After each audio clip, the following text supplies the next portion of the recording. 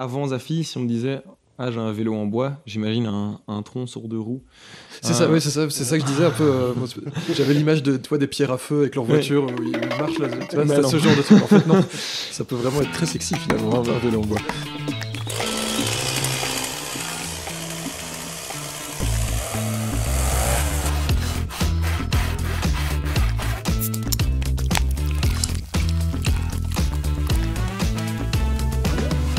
Bonjour à tous et bienvenue dans cet épisode 6 de Gueule de Bois, le podcast qui parle de bois et un petit peu de bière, mais en tout cas surtout de bois. Aujourd'hui, dans cet épisode, on va vous parler de vélo en bois. On va en parler avec Simon Malvaux de Zaficycle. Je vous rappelle que ce podcast est en partenariat avec Bois Local. Bois Local qui vous permet de vous assurer que le bois que vous achetez est local. Et d'ailleurs, on va en parler aujourd'hui dans cet épisode, parce que si je ne dis pas trop de bêtises, ces vélos sont vélos en bois, mais c'est pas n'importe quel bois. Aujourd'hui, comme dans tous les épisodes du podcast, on va goûter une bière. Alors, ce mois-ci, on va goûter la bicyclette. J'ai pas besoin de vous expliquer le lien entre bicyclette et vélo en bois, hein. Cette fois-ci, c'est relativement clair. C'est une bière qui est donc faite par la brasserie Drink Drink. Encore une fois, un beau jeu de mots. Et comme vous savez que j'aime les jeux de mots, cette bière m'a bien plu. Voilà, donc on va pas la boire tout de suite parce que, pour tout vous dire, il va être 11h et c'est peut-être un peu tôt pour commencer la bière. Donc là, on est plutôt au café. Mais on va l'ouvrir peut-être plutôt au moment du quiz. En tout cas, vite fait pour présenter la bière, comme ça on passe là-dessus. C'est donc une bière qui est brassée à Bruxelles. C'est des amis qui se sont réunis pour brasser ça ensemble. Et donc, ils ont pas mal expérimenté des recettes dans leur cave à la base. Et puis, finalement, ils sont arrivés à cette bière, donc à cette bicyclette qui est une Pale Ale, on doit bien le dire, qui est une blonde bio. Voilà, c'est assez important. Et on va goûter ça, voir si elle est bonne ou pas. Et on vous dira en conclusion ce qu'on a pensé de cette bière. Mais maintenant, on va se plonger dans le sujet principal, qui est donc Zaficycle, et qui est donc ce vélo en bois. Je voulais commencer par prévenir les gens que ce podcast est un podcast sur le cyclisme, pour ceux qui auront la référence. Alors, personne là, je ne sais pas s'il y a des gens qui l'ont à table ou pas du tout, mais j'espère que des gens l'auront dans les gens qui nous écoutent. Si je ne dis pas de bêtises, Zafi, ça a été fondé en 2021. Ah, ok, parfait, cool. J'ai dû chercher, parce que c'est pas marqué clairement voilà. Je sais pas s'il y avait une raison de ne pas le vouloir le dire. Mais donc, fondé en 2021, et c'est le mélange entre l'artisanat et la technologie moderne, puisqu'on a de la fabrication de vélos en bois. Et aujourd'hui, je pense que celui qui vous en parlera le mieux, c'est Simon. Bonjour Simon. Bonjour, Yann. Peut-être commencer par une présentation de peut-être qui tu es, peut-être le parcours qui t'a amené au bois finalement, ouais. Et peut-être c'est quoi Zaficycle, quoi. Ouais. Donc bonjour, moi c'est Simon Malvaux, j'ai 27 ans. Et bon, c'est vrai qu'au départ, je n'étais pas amené à construire des vélos dès mon plus jeune âge. Il n'y a pas de membre de la famille qui travaille le bois ou autre. J'ai eu un parcours assez classique. J'ai fait mes primaires et mes secondaires en néerlandais. Puis après, j'ai voyagé pendant 1 an en Amérique latine à vélo. Ok, il y a peut-être un petit lien qui commence. Donc, on a voyagé à vélo avec 2 amis pendant 1 an. Et je pense que c'est là que j'ai pris vraiment goût au vélo, en tout cas comme moyen de transport. C'est un moyen de transport qui est fantastique, parce que surtout dans ces pays-là, en fait, quand on arrive dans un village ou quoi à vélo, les habitants sont toujours très très accueillants. C'est une très chouette manière de voyager, donc. Et puis après ce long voyage, je savais pas très bien ce que je voulais faire. Et j'ai un ami ici du coin qui m'avait fait visiter la faculté de Jean Blou agrobiotech, ouais. Donc des études de bio-ingénieur. Et donc, je suis assez rapidement tombé sous le charme. Donc, il m'a fait visiter les bâtiments. C'est dans l'ancienne abbaye de Jean Blou, donc magnifique. Et puis les études étaient des études qui brassaient assez large. Donc je me suis dit, c'est une très bonne chose, comme je ne sais pas très très bien ce vers quoi j'ai envie d'aller, de commencer ces études de bio-ingénieur. Donc 3 années de bachelier, puis 2 années de master. Les années de master en sciences et technologies de l'environnement. Donc là aussi, on commence gentiment à se rediriger vers... Tout doucement, pas encore tout à fait, mais... les choses se mettent en place au fur et à mesure. Et puis, quand j'écrivais mon travail de fin d'études, qui était en lien avec le vélo, donc un sujet qui n'a rien à voir avec comment dire, ou peut avoir avec les études de bio-ingénieur. Ouais. L'idée, en fait, c'était d'essayer de récupérer l'énergie qui est perdue sous forme de chaleur dans les freins quand on freine, en fait, à vélo. Ok. C'est en fait d'essayer de... Le vélo, il est en mouvement, donc il y a une énergie cinétique du vélo en mouvement, et au lieu de la perdre sous forme de chaleur dans les freins, on va essayer de la récupérer d'une manière ou d'une autre, que ce soit avec un système de ressort, un système même électrique, etc., pour assister le cycliste en fait quand il va se relancer, par exemple, après avoir freiné pour un feu rouge. C'est-à-dire que, imaginons, on freine pour un feu rouge, et puis au moment où on relâche les freins, il y a ce système qui se met en place et qui aide, qui propulse en quelque sorte le cycliste. Ça, c'est en lien avec un professeur ici de l'UCL. Et donc, le mémoire n'a pas tout de suite un lien avec Zafy Cycle, mais par contre, c'est pendant cette période-là, donc en plein Covid, que on était confinés chez soi. Moi, je travaillais sur ce mémoire et uniquement sur ce mémoire. Et j'avais vu une image d'un vélo en bois sur Internet. On a un bon groupe d'amis qui est de cyclistes et je m'étais dit, est-ce que c'est vraiment un vélo qui est fonctionnel, ou est-ce que c'est juste une image, un designer ou quoi qui est un peu fou qui s'est lancé là-dedans. Qui fait une belle sculpture qui ressemble à un vélo sympa, mais... Et bon, du coup, il y a la meilleure manière de tester ça, c'est d'en construire un, essayer d'en construire un, voir si ça fonctionne. Et c'est comme ça qu'en fait Zafy a commencé. C'était donc dans mon garage. C'est souvent dans les garages que commencent les bonnes histoires et les bonnes entreprises.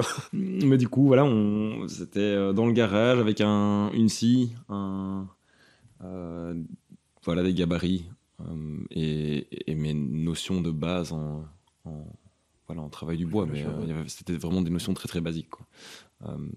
Et le premier prototype est né. Il était fonctionnel, c'est le principal. c'est déjà pas mal. On validé, c'est ça. Non, il était fonctionnel. Bon, par contre, quand je sortais avec les amis pour aller rouler à vélo, etc., donc le concept plaisait énormément. Mais en tant que concepteur, on voit vite que il y a plein de choses qu'on peut améliorer sur ce prototype-là. Et donc, ça donne envie juste de sortir une version 2, de l'améliorer. Et puis, c'est comme ça, en fait, de fil en aiguille, à la sortie des études, je me suis dit, on a un chouette concept. J'ai envie de me donner la chance d'essayer, en tout cas, de lancer un produit comme ça sur le marché belge. Surtout que le marché, en Belgique, je vous apprends rien, mais on est vraiment un pays où le vélo est développé, on en voit partout. Et donc, je pense que c'est vraiment le pays idéal pour lancer ce genre de produit. Et voilà, c'est comme ça un peu que Zafy est né. Ok, c'est une belle, c'est une belle genèse, effectivement. Du coup, première question, d'où vient le nom Zafy Cycle? Parce que vraisemblablement c'est ni ton nom ni ton prénom. Est-ce que c'est un acronyme, c'est un lien, d'où vient ce nom Mais au tout départ, pour être honnête avec toi, donc l'entreprise s'appelait pas Zafy, ça s'appelait Shape. Okay. Voilà. Il fallait choisir un nom et j'avais aucune idée. C'est jamais facile de trouver un nom. Un nom qui doit être percutant, dynamique, que les gens retiennent, etc. Et alors, je m'étais souvenu d'un voyage que j'avais eu la chance de faire avec mes parents à Madagascar. Ok. Et dans une région en fait à Mada, il y a une communauté en fait qui s'appelle les Afimaniri, qui sont vraiment les experts du travail du bois et qui sont dans une zone assez reculée en fait proche des forêts. C'est une communauté qui souffre beaucoup de la déforestation, mais qui sont vraiment les experts dans le travail du bois. Ils font toute leur construction avec très peu en fait d'outils, finalement tous les outils manuels, et c'est assez fantastique ce qu'ils font. Et donc cette communauté s'appelle les Afimaniri. Et voilà, moi je les Zafy. Ok, donc on a lien avec le bois et le travail du bois. C'est un clin d'œil en fait. Ok, ça pourrait être intéressant d'aller voir ce qu'ils font d'ailleurs un jour. Ils font vraiment des très très belles choses, des sculptures, etc. Mais vraiment avec des 2 fois rien en fait, c'est impressionnant. On en discutait avant que tu arrives pour la chaîne YouTube, on a des projets de voyager un peu dans le monde pour aller découvrir des manières de travailler le bois ailleurs. Ça peut être intéressant d'aller. C'est un beau voyage. Après, il va falloir qu'il y ait beaucoup plus d'abonnements sur la chaîne pour qu'on ait un peu plus d'argent. N'hésitez pas à vous abonner un maximum, à suivre les podcasts, à partager et tout ça pour qu'on puisse avoir un peu de budget. Là, je pense qu'on a pas mal expliqué d'où venait le projet.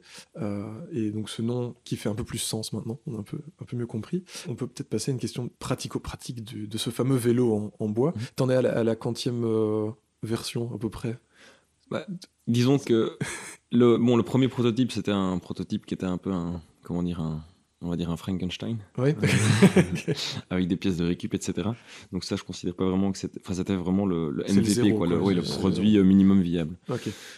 Et puis de là, il fallait choisir quel type de vélo on allait construire. Donc, soit un vélo de ville, un gravel, un VTT. Ouais. Et pour les propriétés mécaniques du bois, mais ça on en discutera Ouais, on va probablement parler, après, c'était le plus pertinent, je pense, de partir sur un vélo gravel, donc qui est entre un vélo de route et un VTT. Donc c'est un vélo, en fait, pour faire très simple, c'est un vélo de route sur lequel on peut mettre des pneus plus larges pour vraiment pouvoir passer partout. Ok. Donc c'est un vélo ultra polyvalent qu'on peut utiliser aussi bien au quotidien, voilà, pour faire ses commutes, donc ses trajets vers le travail, etc.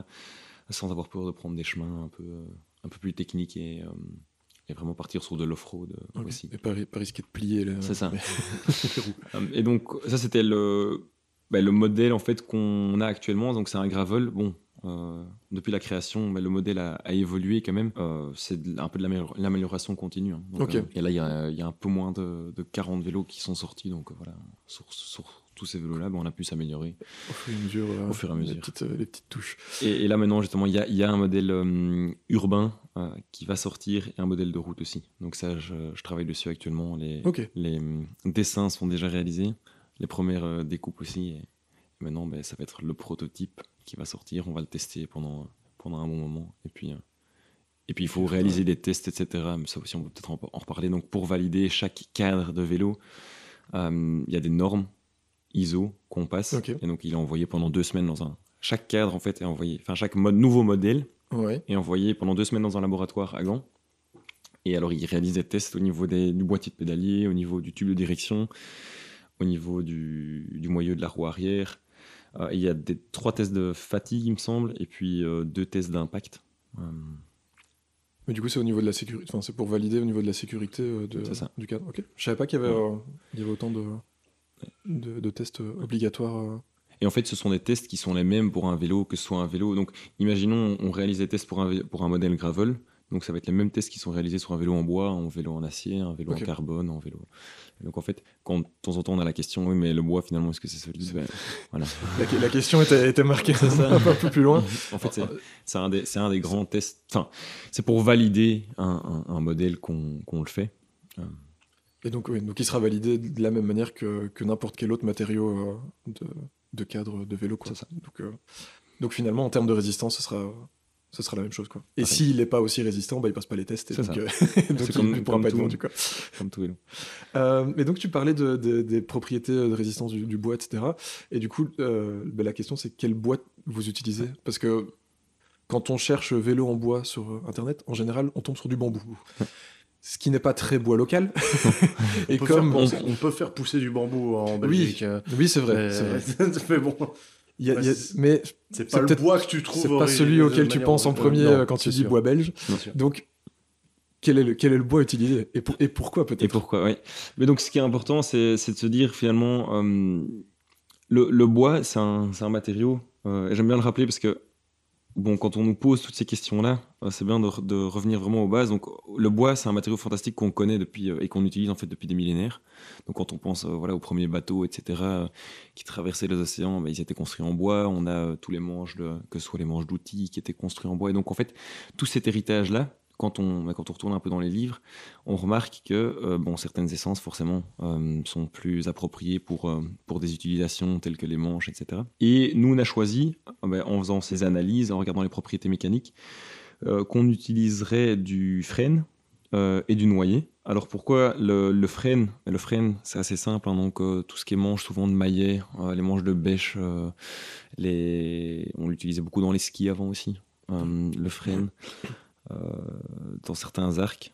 Et en fait, c'est un bois qui est ultra résistant, qui a une masse volumique qui n'est pas trop élevée.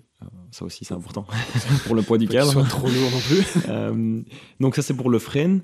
Et alors, le noyer, on l'utilise aussi, donc le bois de noyer, du noyer noir, qu'on trouve plus difficilement en Belgique, mais qui a des propriétés intéressantes. Et il était beaucoup utilisé avant dans les crosses de fusil. C'est un bois qui absorbe très bien les vibrations. Ok. De fait, pour un vélo, ça peut être intéressant. C'est ça. vu l'état de nos routes et des pistes cyclables. On dénonce, ils dénonce aussi. Hein, c'est un podcast politique. Ça dépend où on va, mais c'est sûr qu'il y a des efforts qui sont réalisés. Oui, c'est vrai. Soulignons-le quand même. Mais c'est sûr que voilà, on n'est pas encore le pays où les pistes cyclables sont voilà, les mieux développées. Et alors, on a aussi réalisé un vélo en chaîne, donc ça c'est faisable aussi, qui est un petit peu plus lourd.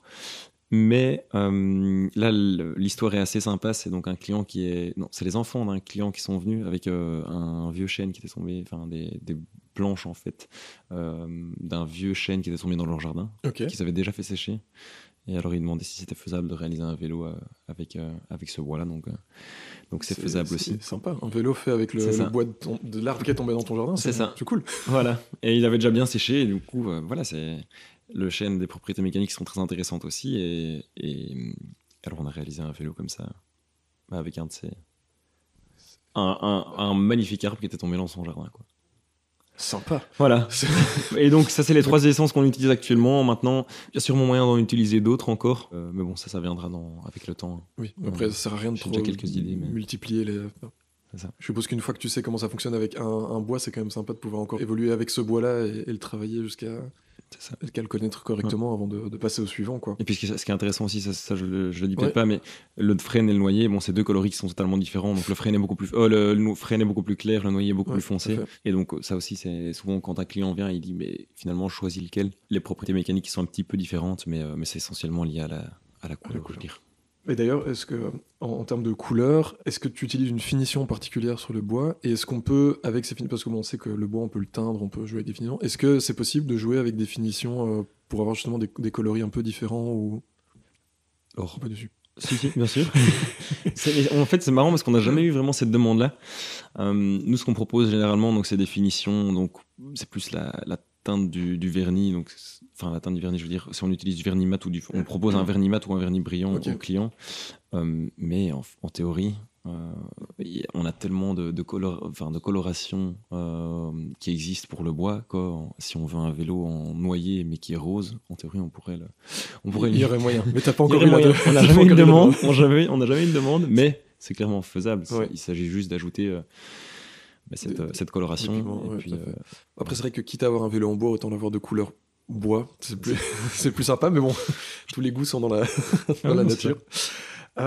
Et donc, du coup, en termes de finition, donc tu dis c'est du vernis que vous utilisez plutôt mais le processus de finition est assez long. En fait, on utilise le même processus de finition que les bateaux. Je ne sais pas si vous connaissez, j'imagine que vous connaissez les bateaux Riva en Italie. Donc, alors moi pas, mais faudrait aller voir. En tout cas, ça me dit rien. Mais... Voilà, c'est des bateaux, des très beaux bateaux qui sont construits en Italie en bois et c'est un processus de finition qui est assez long, donc il faut mettre 9 couches au total en diluant, etc. Pour vraiment faire en sorte que le bois soit parfaitement imprégné. Et puis après donc ça c'est tout le processus d'imprégnation d'abord du bois dans un premier temps, et puis après on a les vernis, on utilise des vernis bateaux. Pourquoi? Parce que nos vélos ils partent ils doivent pouvoir rouler dans toutes les conditions. On veut pas que le client doive absolument l'entretenir tous les mois ou venir ajouter des couches, etc. Et donc, en théorie, ces vernis bateaux, ils sont faits pour durer en fonction de l'utilisation. 10 ans, normalement, si on a une utilisation normale. Après, si on a un client qui l'utilise vraiment au quotidien et si après 5 ans, il veut qu'on lui remette une couche de vernis, il suffit de poncer le cadre et puis on lui remet une couche et il est comme neuf. En fait, c'est ça qui est assez sympa avec le bois, finalement.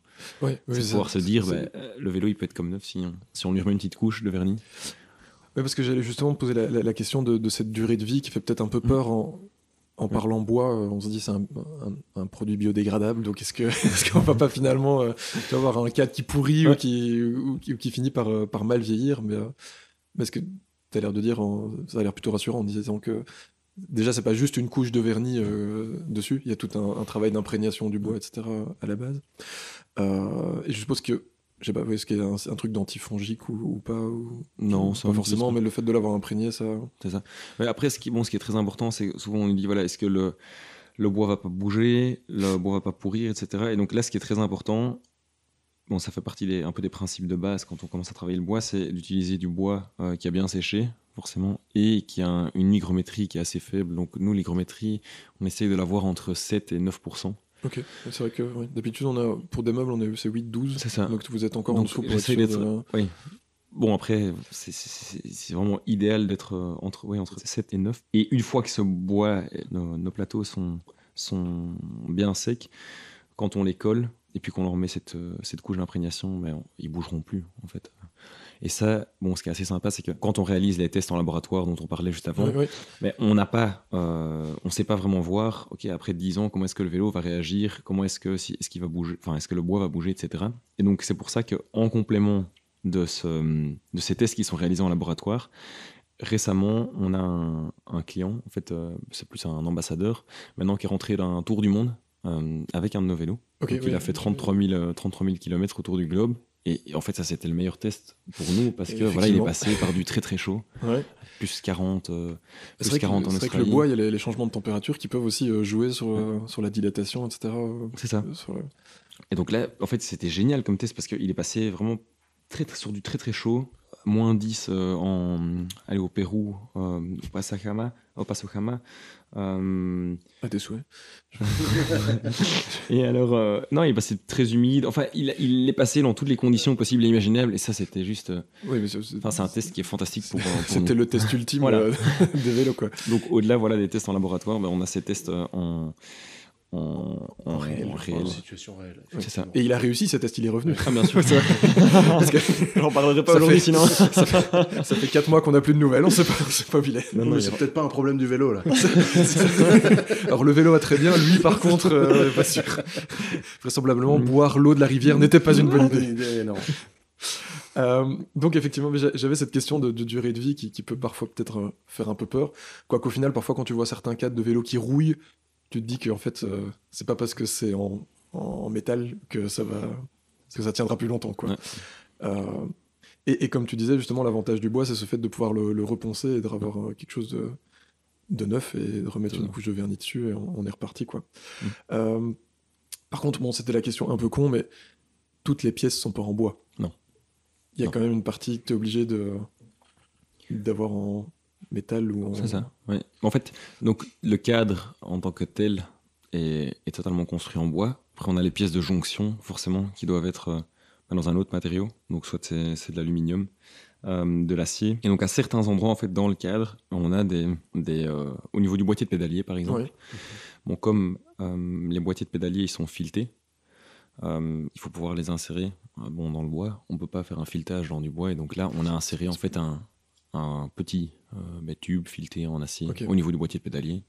Comme ça, on peut venir visser cette pièce-là. Au niveau des jonctions arrière, donc au niveau du moyeu de la roue arrière, là aussi, on a mis 2 inserts dans le bois pour pouvoir fixer en fait la roue au cadre, simplement. Donc il y a certains endroits effectivement où on utilise des inserts, mais la grande majorité du cadre est fabriqué en bois et il est creusé à l'intérieur aussi. Donc on les vide pour gagner du poids, pour pouvoir passer les gaines en interne.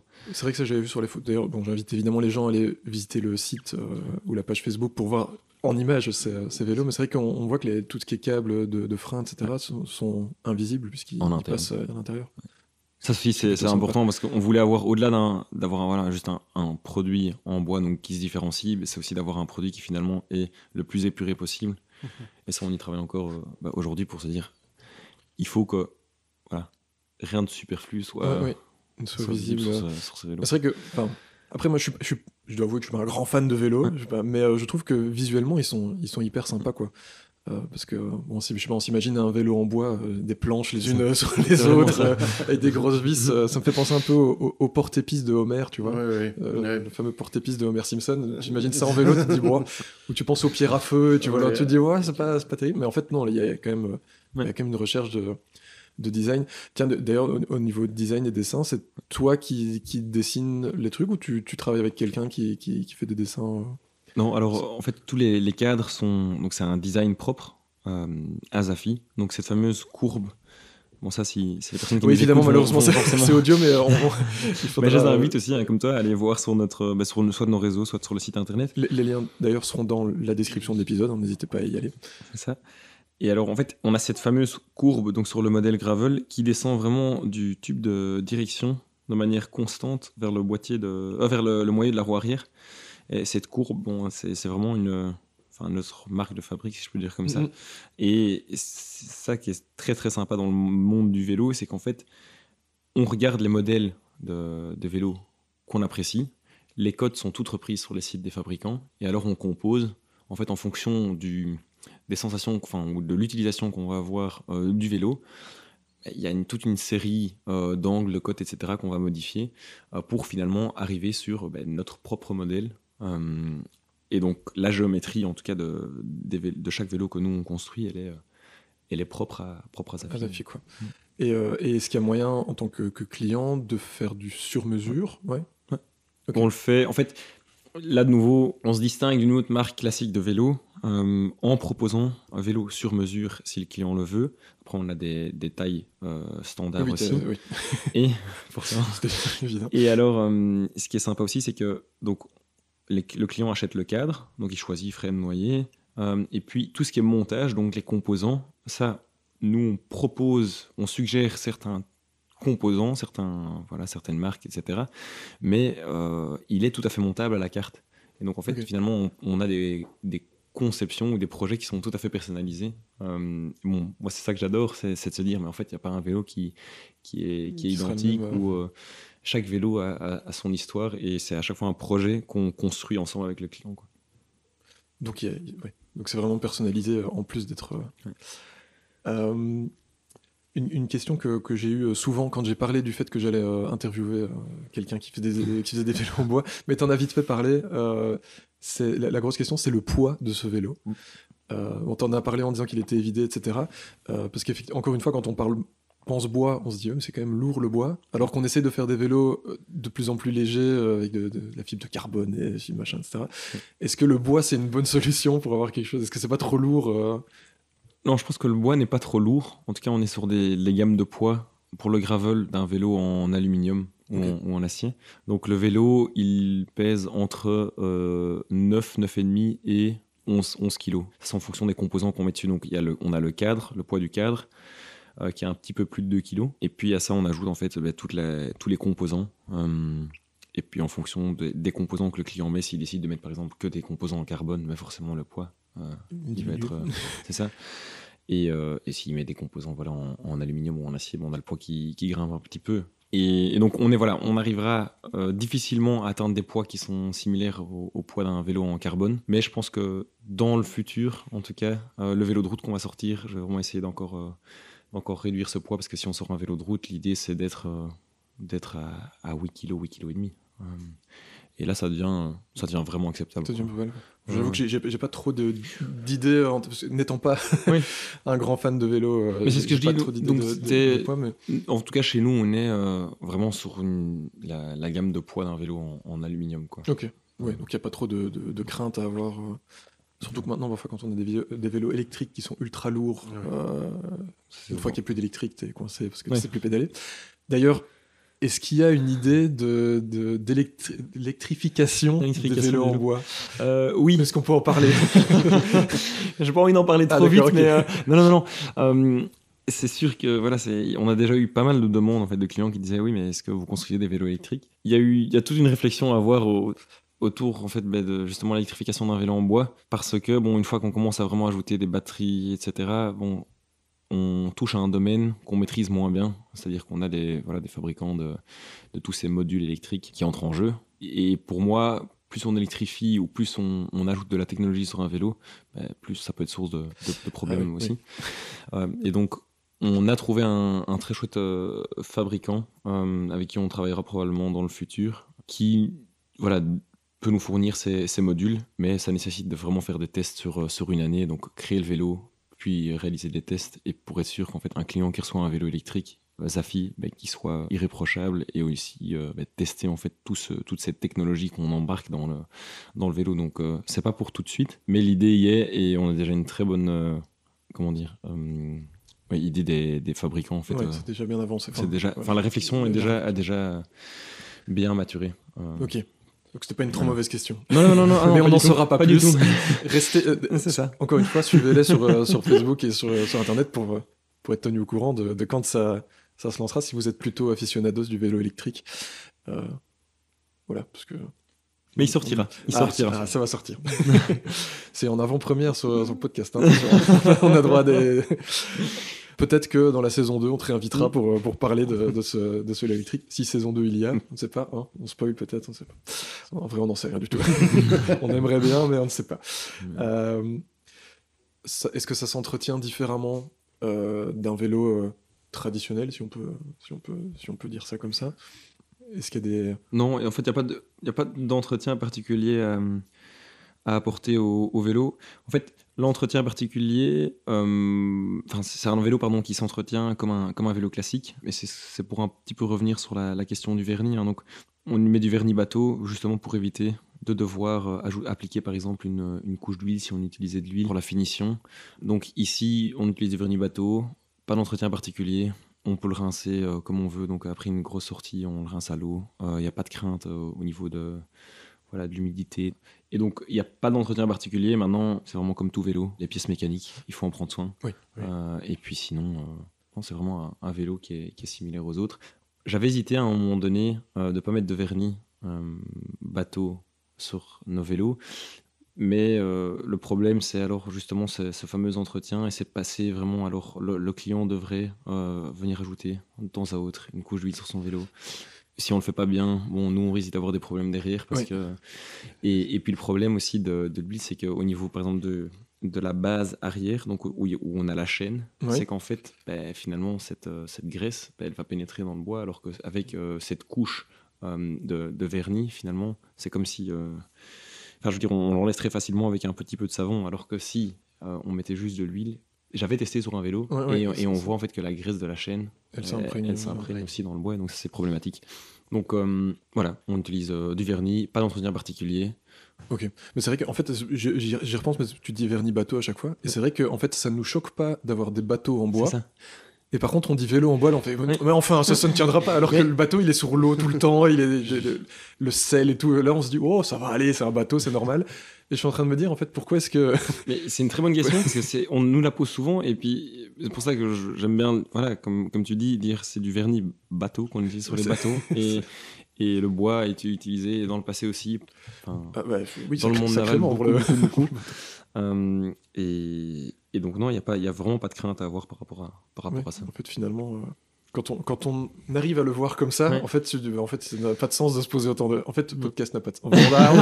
Ça ne servait à rien finalement. Pourquoi est-ce qu'on a posé des questions? Tu as parlé donc des bois que tu utilises. On est partenariat bois local. Et du coup, je suppose que tu fais attention à la provenance des bois que... Donc le frêne provient de la forêt de Soigne. Donc ça, on travaille avec la Sonia Moutcoop, donc une coopérative en fait qui revalorise le bois de la forêt de Soigne à échelle locale. Donc ils revendent beaucoup à des designers, des menuisiers, etc. Donc c'est pour le frêne. Et alors le noyer, on a un scieur à Florenne qui récupère des lots de noyer. Bon, faut savoir qu'avec une grume, on fait quand même énormément de vélos.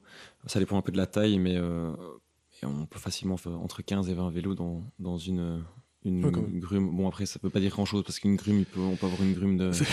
avoir des grosses grumes, des petites grumes. C'est ça, mais les noyers, voilà, les grumes de noyers qu'on les débitait étaient assez importantes. Et ça, c'était du noyer qui provenait en fait d'un verger non loin de la Syrie, donc à Florenne. Oui.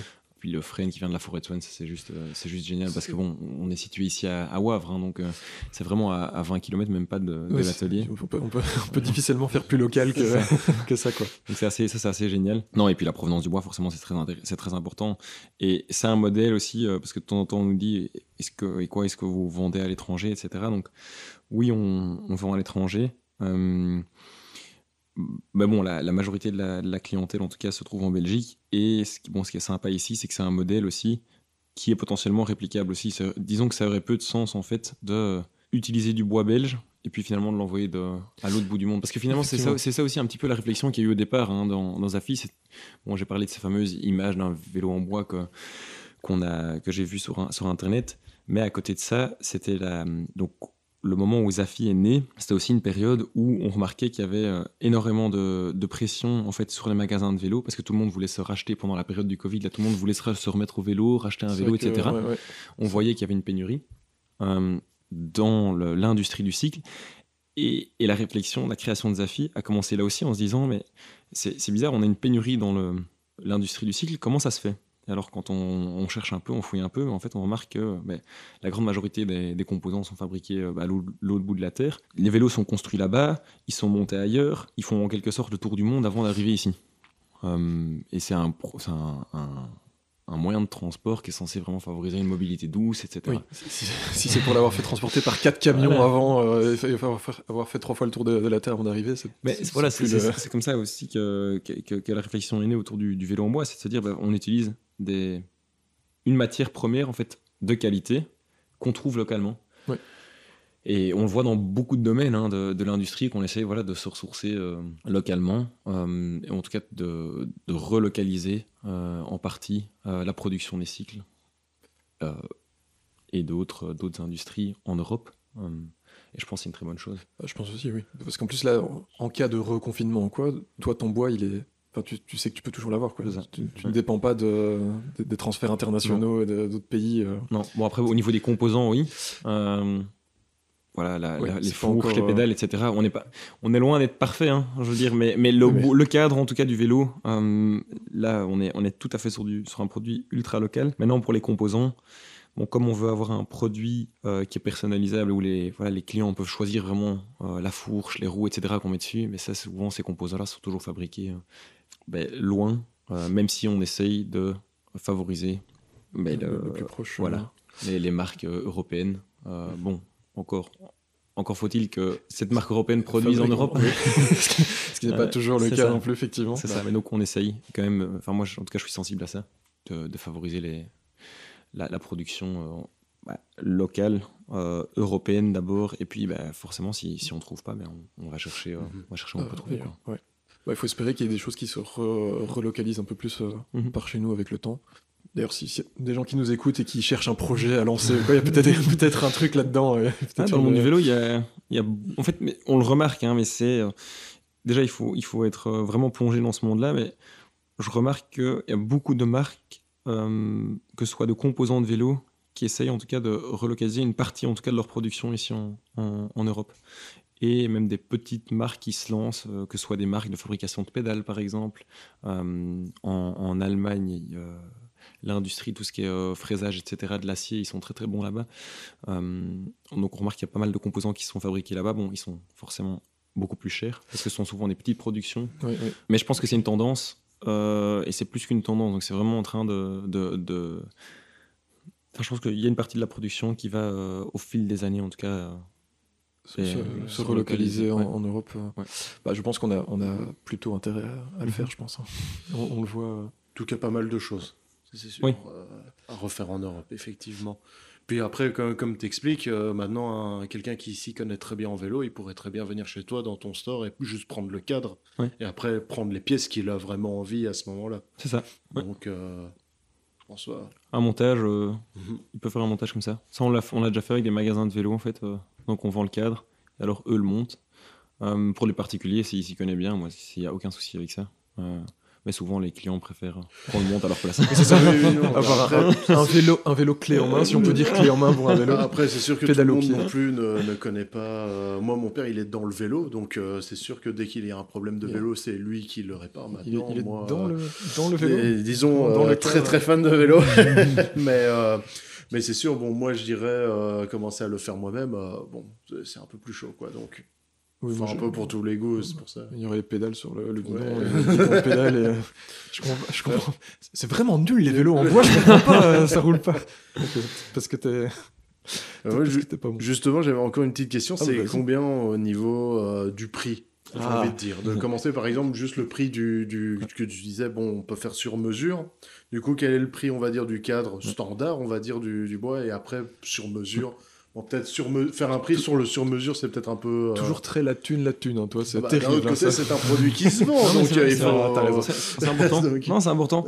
Donc, au niveau du cadre, Donc on vend soit des cadres, comme j'avais expliqué, en frêne, en noyer, et sur la construction du cadre, en tout cas, le client choisit un petit peu ce qu'il veut. Donc, c'est-à-dire que si sur le cadre, il veut des incrustations, s'il veut un logo dans une autre couleur, s'il veut son nom, etc., ça, c'est lui qui choisit. Le prix du cadre, c'est 4 000 €. D'accord. Donc, tu vas comprise. Et à ça, on ajoute le prix des composants.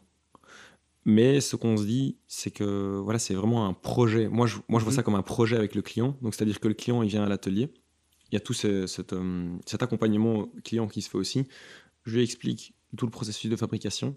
On discute ensemble de l'utilisation qu'il aura du vélo. Voilà, que ce soit pour des sorties, c'est commute, donc c'est trajets vers le boulot, qu'il utilisera si c'est vraiment pour aller faire du gravel, si c'est un vélo utilisé pour aller partir à l'aventure, voyager, etc. Donc, à ce moment-là, le cadre est... on adapte le cadre en fait en fonction de l'utilisation qu'il aura. Et puis alors au niveau on discute ensemble de toutes les personnalisations qu'il veut sur le vélo. Il veut une incrustation en noyer à cet endroit-là. Tout ça c'est compris dans le package du cadre. Et alors ensuite, on voit en fonction de l'utilisation quels composants il veut qu'on mette dessus aussi. Et donc les composants, c'est difficile à dire parce que en fonction de ce que le client veut, ça il faut ajouter. Très varié. Il y a des pièces qui font tous les prix, on va dire.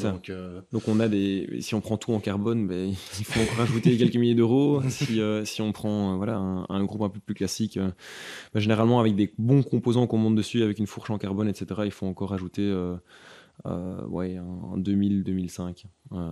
Voilà.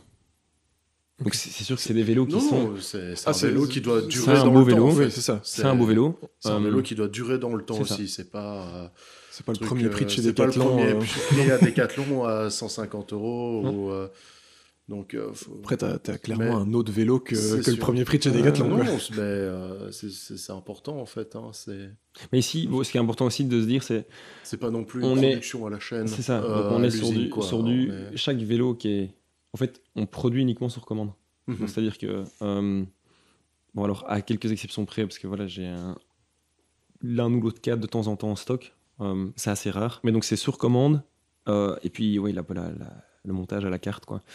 Et je pense que ce qui fait l'identité de Zafy aussi, c'est vraiment tout ce parcours client. Le client qui vient, qui choisit son bois, qui choisit toutes les personnalisations qu'il veut sur les cadres. Et il y a cet accompagnement vraiment qui vient. Il est tenu au courant, informé en tout cas de l'évolution du cadre. Et moi, c'est ça aussi que j'apprécie énormément, c'est d'avoir en fait un contact avec son client. En fait, chaque client, c'est pas juste un client, c'est un ambassadeur de la marque aussi.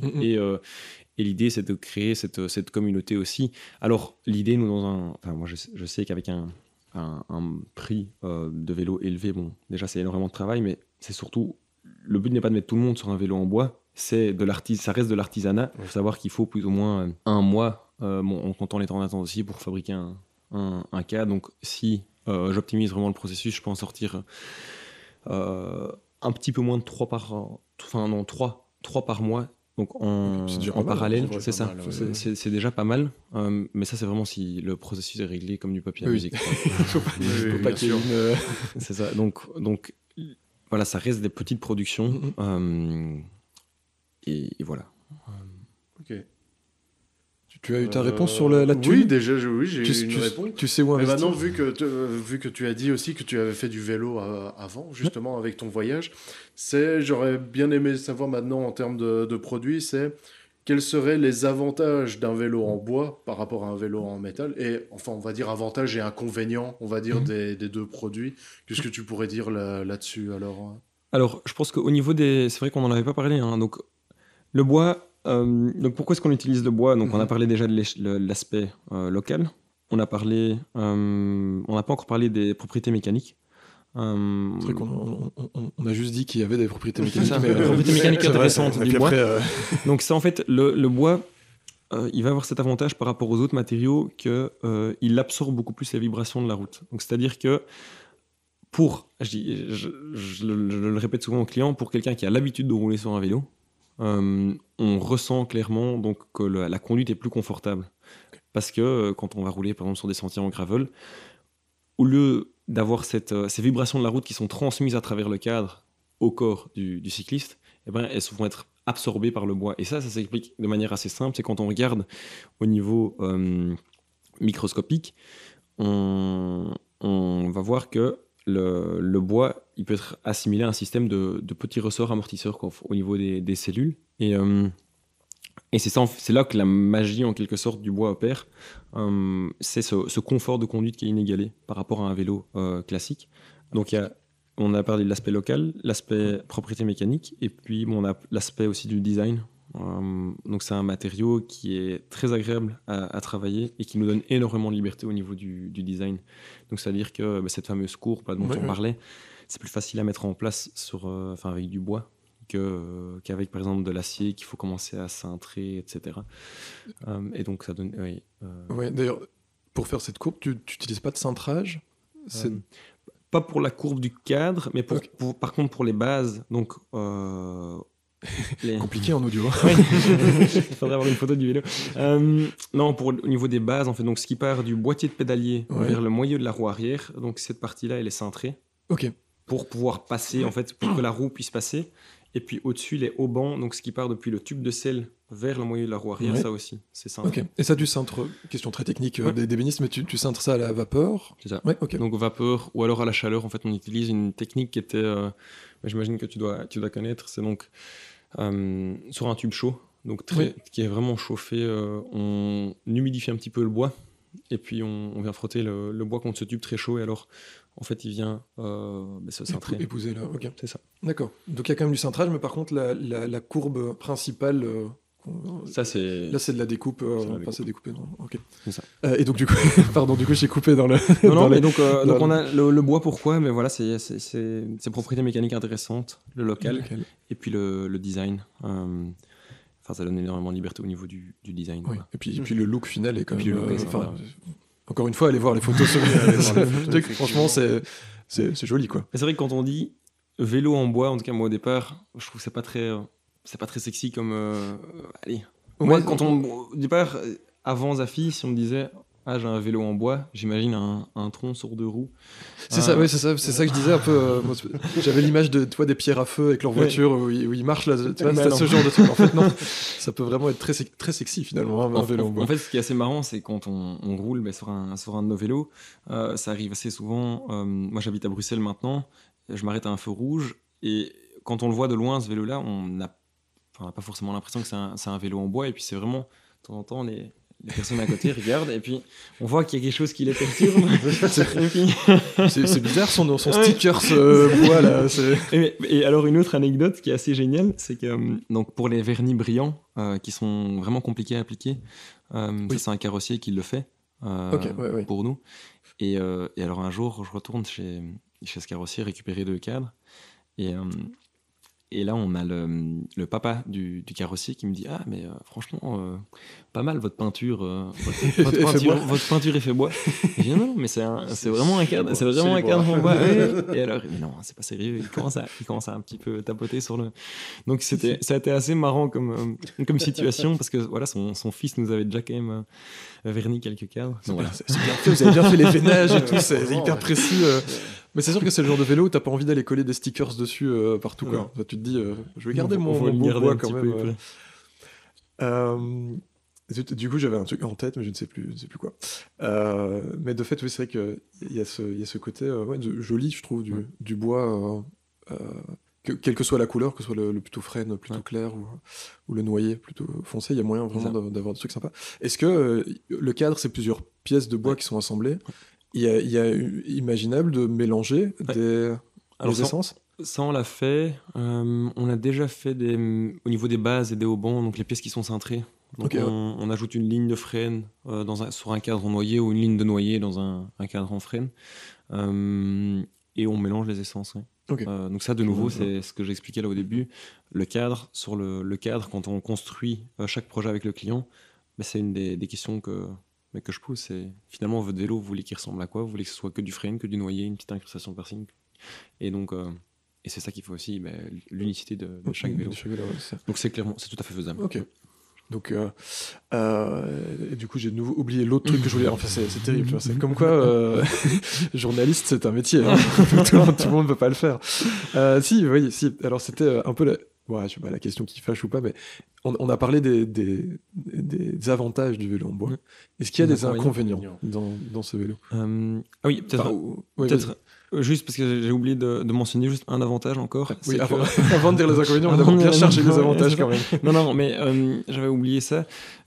Ici, ce qui est pas mal aussi sur un vélo en bois, c'est quand on prend par exemple un coup dedans, bon, on peut...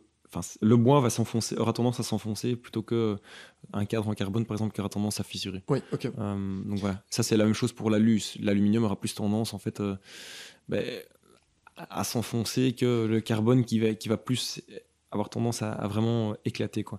Par contre, le bois, on sait que si on a fait un coup dedans, avec un peu de chaleur et un peu d'humidité, il y a moyen de récupérer les coups. Ouais. L'aluminium, c'est un peu plus chiant, quoi. C'est ça. Donc ça fait un bel avantage quand même aussi. Voilà.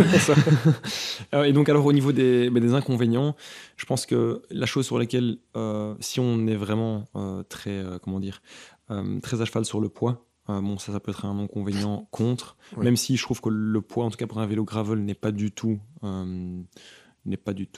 démesuré. Donc, comme j'avais dit, on est sur le même poids qu'un vélo en aluminium. Donc, c'est sûr que si on fait de la course cycliste et qu'on fait le Tour de France, c'est peut-être pas le vélo en bois qui sera le plus adapté. Mais ça, c'est aussi pour d'autres raisons. C'est pour qu'un vélo, par exemple, en carbone, mais il va être plus réactif. Imaginons, on fait un démarrage, par exemple, sur du plat ou en côte. Le carbone sera plus nerveux comme vélo que le bois. Et donc, c'est pas un vélo qu'on va retrouver sur le Tour de France. C'est pas le but. C'est pas le but non plus. Et donc, si on est vraiment à cheval sur le poids, ça peut être un argument contre. Maintenant, les autres arguments, je réfléchis à voix haute. En tout cas, il y a pas de... Honnêtement, je sais... Ah non, c'est possible. Après, un argument contre aussi, voilà, ça peut être le prix. Le prix du vélo qui est forcément pas un vélo qui est donné. Quoi. Après, évidemment, ça dépend c'est un choix au départ de se dire est-ce que je vais mettre de l'argent dans un... C'est sûr que si c'est ton premier vélo, que tu n'as jamais fait de vélo et que tu veux tester, c'est peut-être pas là-dedans qu'il faut investir tout de suite. Souvent, on le voit dans nos clients, souvent sont soit des passionnés de vélo. Oui. En fait, on a un peu 3 types de clients. Donc, c'est les passionnés de vélo qui roulent vraiment énormément, donc ils font leur trajet au quotidien, qui utilisent leurs affis tous les jours. On a plus les amateurs de beaux objets, disons. Et puis, le troisième... je sais plus. Il y a un troisième, on ne sait plus qui c'est. Non, donc on a vraiment les passionnés qui l'utilisent au quotidien. Pardon, on a les clients qui vont rouler le dimanche à l'occasion avec leurs amis. Donc ils sont un peu plus les cyclistes du dimanche. Et puis on a vraiment ces amateurs de beaux objets. On a par exemple un client qui un jour est venu et qui a dit mais moi je roulerai pas beaucoup avec. C'est un objet que je vais mettre dans mon salon. Donc, oui, d'accord. Bon. Pourquoi pas oui. Après, moi je préfère qu'il roule forcément. Oui, c'est quand même il est fait pour ça. À la base, D'une certaine manière, ce vélo est unique. Oui. Chaque vélo est unique en fait. C'est sûr que là il a...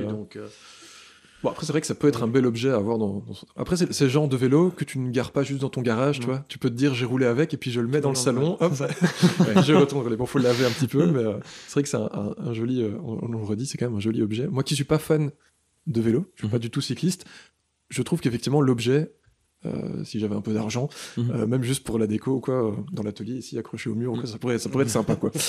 Si le podcast décolle bien, tu auras peut-être un petit peu de moyen. C'est pas sûr. Donc du coup je vous propose qu'on s'ouvre les petites bières bicyclettes, les petites bicyclettes, qui est donc une blonde. C'est du 4,8, donc ça devrait aller. On a bu pire ici.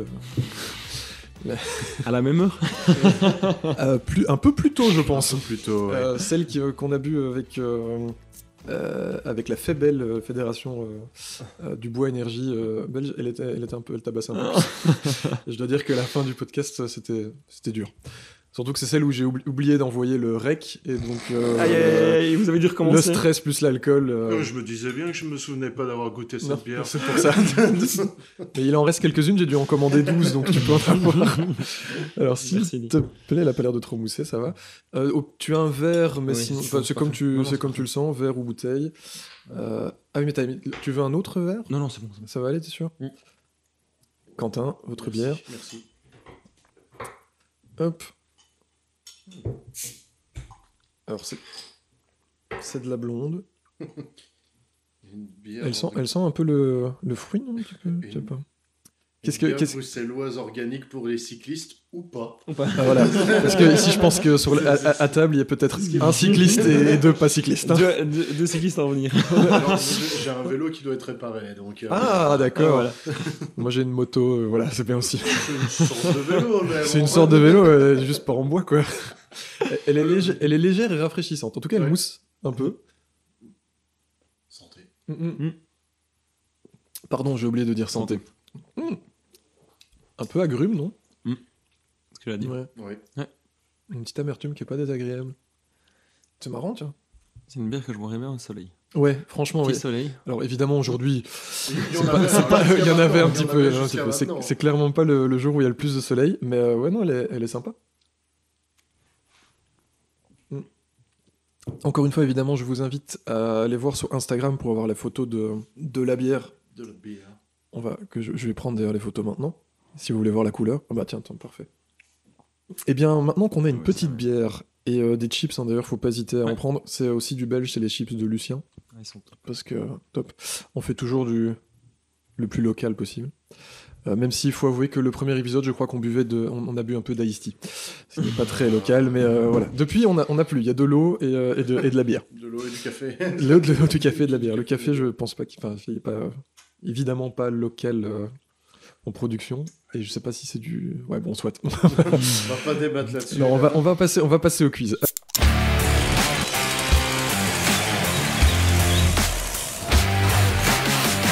Alors, comme d'habitude, j'ai 2 quiz à proposer. On a un premier quiz qui est un quiz audio, parce que je me dis toujours que podcast, c'est quand même sympa de faire un truc un peu audio. Les quiz audio que je pense qu'il va falloir qu'on appelle les quiz de l'impossible, parce que à chaque fois, c'est beaucoup plus compliqué que ce que je pensais. Et ensuite, on en va avoir un petit quiz. Alors, d'habitude, on fait des quiz, je sais pas si tu connais le Burger Quiz. Non. Pas du tout, ok. C'est un quiz qui est fait par Alain Chabat. C'était une émission télé. Donc, en général, le quiz, on essaie de le faire avec des jeux de mots. Et donc, c'est souvent qu'est-ce qu'on a fait. J'essaie de me rappeler d'épisodes qui sont du coup déjà sortis, mais en fait, on avait fait un moment tous. Le fameux questionnaire, c'est soit l'un, soit l'autre, ou les deux. Bah donc, quand on a eu une Syrie, on a eu une micro-Syrie qui est venue, c'était la réponse est une Syrie. Une Syrie, mais est-ce que c'est la du Syrie coup, c'est le du pays bois, ou le pays, ou les deux? Ou les deux, donc, ou Siri, l'assistant Apple, etc. Alors, au risque de décevoir les gens, cette fois-ci, il n'y a pas de jeu de mots. Pas que je n'ai pas trouvé de jeu de mots, parce qu'avec cyclisme, il y avait la scie, scier, cyclisme, scieur, enfin il y avait plein de trucs, mais j'ai pas réussi à trouver un truc qui me... Voilà, donc ce sera... Si ça te fait pas rire, c'est que c'est pas bon signe. Oui, après même quand ça me fait rire, c'est pas toujours bon signe, mais... Donc du coup ici ce sera un quiz un peu différent, mais on va en reparler tout de suite. On va commencer par le quiz audio. Évidemment, chaque quiz, je pique les idées partout. Hein. J'ai piqué les idées du quiz de Burger Quiz. Il faut pas le dire. Bah si, je pense. Parce que là, je l'ai piqué à un autre podcast qui est Un bon moment de Ken Kojandi. Pour ceux qui nous écoutaient, qui l'auraient pas écouté déjà, bah, allez-y, parce que franchement, c'est un cool podcast. Vous passez un bon moment. Comme voilà, le titre, franchement, le titre marche bien. Et ils ont un quiz où il y a un mix de plein de chansons différentes, et il faut essayer de trouver les chansons qui sont dans ce mix, et au fur et à mesure, ils retirent celles qu'on a trouvées. Ici, l'idée, c'est de faire la même chose, mais avec des outils d'atelier. J'ai donc fait un mix de T'inquiète pas, je suis une six, bille. de 6 outils d'atelier ou pas, parce qu'il y en a un qui n'est pas un outil.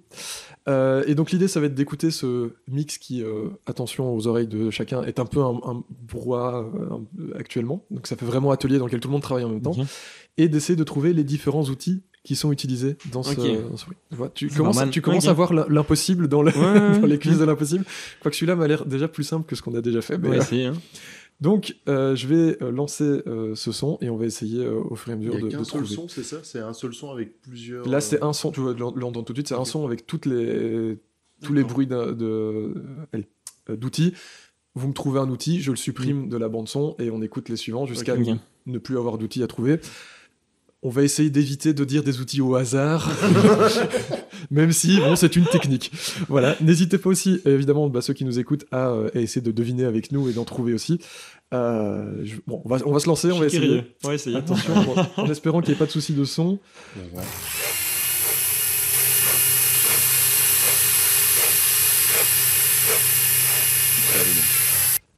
Une scie à ruban. Effectivement, il y a une scie à ruban dedans. Alors, on va pas pouvoir dire lequel. Il y a une visseuse. Alors, on va... Attends, il faut trouver combien. Il faut en trouver combien? Il y en a 6, normalement. Ah, ok. Il y a 6 outils. Moi, je me concentrais juste sur cette petite. Okay. En soi, je pense que la meilleure technique, c'est de se concentrer sur un et d'être sûr que c'est... Donc, on a dit scie à ruban. Effectivement, il y a une scie à ruban. Je vais la trouver pour la muter. Où est-ce qu'elle est? Là. Donc, il y avait c'est pas mal. effectivement une scie à ruban. Et toi, tu étais sur une visseuse. Alors, c'est une perceuse.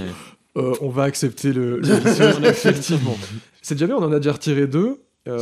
Vous allez aller vite finalement. Ce sera peut-être le seul quiz audio qui sera rapide. C'est le début, la chance du débutant. Je remets depuis le début. Attention, on est parti.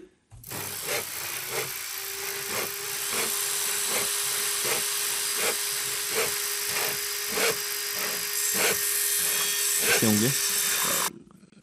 On a une scie circulaire, mais c'est scie anglais électrique quoi. Ouais, ok. Celle qui est derrière moi. Donc c'était scie circulaire, mais circulaire, scie anglais en soi, à part que c'est dans un sens ou dans l'autre. Mais elle est venue plus tard, je Même pense. chose. Enfin, elle est venue, elle était pas. Elle est plus forte, effectivement. Elle est enclenchée depuis le début, mais elle est plus forte là maintenant. Ouais, donc c'est pour ça que tu l'as. Il y a une scie à main aussi, non?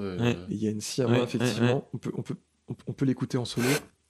Une petite scie à main depuis tout à l'heure. Effectivement. Donc je mute la scie à main, ce qui fait qu'il ne reste plus que 2. C'est un massécateur, ça. Non. Ça, j'ai un peu de mal. Alors, c'est compliqué. Ah, là, vous en avez un qui est tout seul, du coup. Attention, il y a un piège. Alors, oui, parce que malheureusement, tu as dit qu'il y en avait un qui... Il y en a un qui n'est pas un outil. Okay. Je remets. Ouais.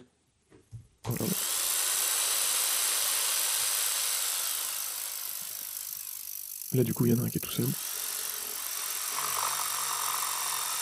Vous avez les deux. Oh. Non. Oui. Je pense que c'est le mélange de ces deux-là qui fait bizarre. Parce qu'en vrai, je pense que la fréquence du son est très proche entre les deux. Les deux sont très proches, oui, tout à fait. On peut essayer? Oui, tout à fait, oui. Une petite sauteuse. Il y a une scie sauteuse, effectivement. Ouais, tout à fait. C'est la scie sauteuse qui était le dernier outil. Elle fait plus de bruit. Alors, oui, bon.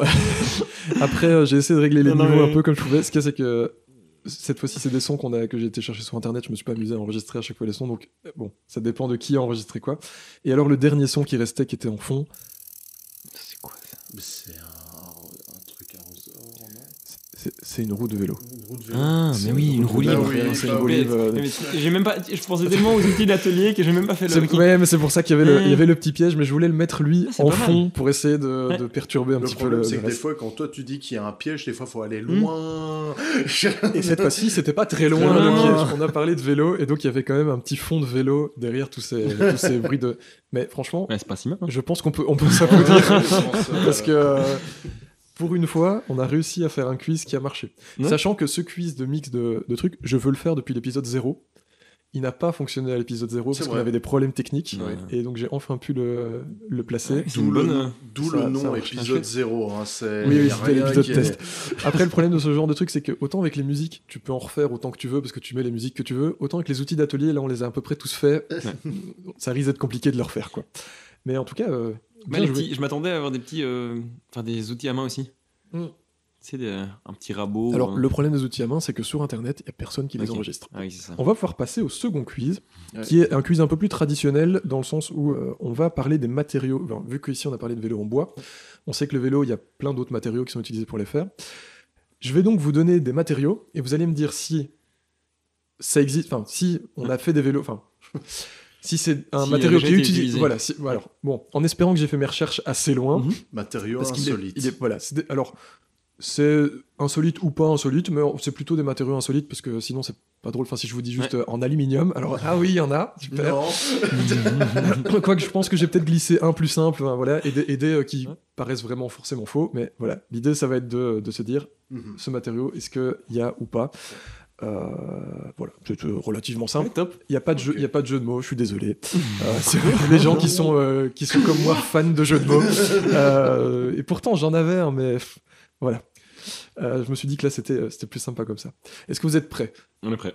On va essayer de. Je ne sais pas si vous jouez ensemble ou si vous jouez l'un contre l'autre. C'est toujours un peu la question. Moi, je pense que d'abord tu peux donner le nom et puis il peut y avoir une réflexion. On dit oui ou non et puis tu donnes la réponse. De toute façon, il y a malheureusement rien à gagner. Je n'ai pas de. Non, à part l'estime de soi. Je pense qu'il reste une ou deux bières, donc celui qui repartira avec sa bicyclette et peut-être une caracole parce qu'il nous en reste pas. Donc... ça, normalement, ça devrait aller ce quiz-là. Ouais. Bon, après, si t'es allé chercher loin... À mon avis, moins loin qu'un vrai connaisseur de vélo, tu vois. On va commencer par le premier. Le béton. Du béton dans un vélo. Mais des prototypes ont déjà été réalisés en béton ou on a un modèle on peut être sur du prototype. Okay. Ouais, c'est vraiment... Franchement, vu des fois la folie des gens... J'aurais dit, il y en a au moins un qui a essayé, mais il a fait du surplace. C'est ça, il a pas roulé quoi. Non, il a pas roulé, c'est une œuvre d'art. Ouais, parce que je pense en béton ça m'étonnerait pas parce que bon du coup le béton il y a moyen de le couler, il y a moyen de faire des formes intéressantes. Je pense que oui, il y a sûrement un designer ou un artiste, un artiste un peu perché qui a dit qui s'est dit le béton c'est. Donc vous validez la vraie. Effectivement, il y a un béton qui a été fait en vélo. Un vélo qui a été fait en béton. Alors il pèse 134 kg et demi, donc on est quand même bien loin des c'est un vélo d'appartement quoi. Oui. Et encore. Et vraisemblablement, il a quand même roulé une petite vidéo YouTube. Il ressemble à quoi ? Par contre, impossible de freiner. Je sais pas si je vais savoir tourner le. Ah ouais, ok. Voilà. On va pas lancer la vidéo forcément parce que sinon le son va partir dans le truc, mais. Voilà. Vraisemblablement, il est difficile de freiner puisque une fois que t'es lancé avec 135 kg. Une inertie. Il faut pas le mettre en descente là. Oui, non, c'est. Donc, pour les gens qui se posent la question du poids avec un vélo en bois, je crois que franchement, il y a bien pire. Hein. Ouais. Donc, le vélo en béton, effectivement. Donc, oui, ça confirme qu'on peut parler d'une seule itération de vélo. C'est l'idée. Est-ce que ça a déjà été utilisé pour faire une fois un cadre ? Le second, l'adamantium. Ça n'existe pas. C'est quoi ça, l'adamantium ? Effectivement, ça n'existe pas. C'était une spéciale pour Quentin. C'est le métal. C'est un métal normalement dans les comics américains de Marvel. Celui dans lequel est fait le bouclier de Captain America. Ok. J'aurais pas dit ça. Non, c'est vrai. Je pense que c'est plus les griffes de Wolverine. Ah oui. Adamantium, mais. Ouais, enfin, soit en tout cas. De toute façon, le métal n'existe pas.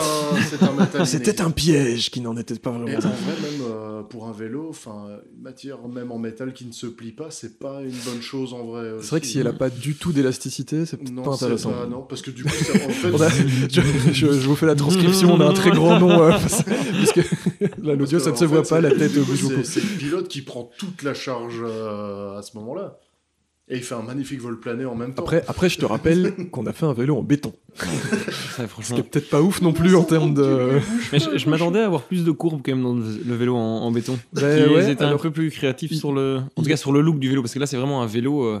avec un look, une géométrie assez classique. Quoi. Oui, c'est très droit. Alors que c'est vrai qu'ils auraient pu faire un beau moule avec un truc... Franchement, il y a peut-être un truc à faire. Si quelqu'un veut faire un petit vélo en béton... On passe au suivant. Le plastique recyclé. Oui. Effectivement. Là, je pense qu'il n'y en a même pas qu'un. J'en ai trouvé un, mais effectivement. Qui est pas ouf non plus niveau design. Hein. Non.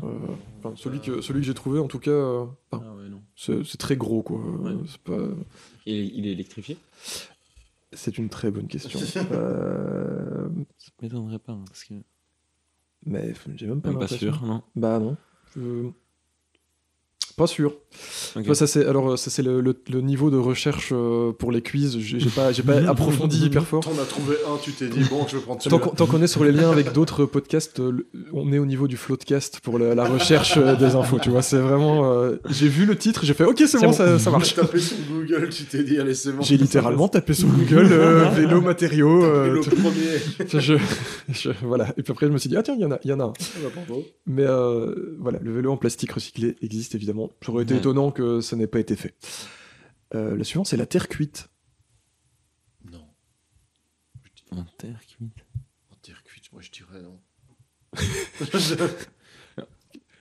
Dites-moi, moi je n'aide pas. Moi je suis prêt à En fait, ce qu'il y a, avoir raison. ce qu'il y a, c'est que je pense que la terre cuite est beaucoup utilisée dans le monde, tu sais, des sculpteurs, etc.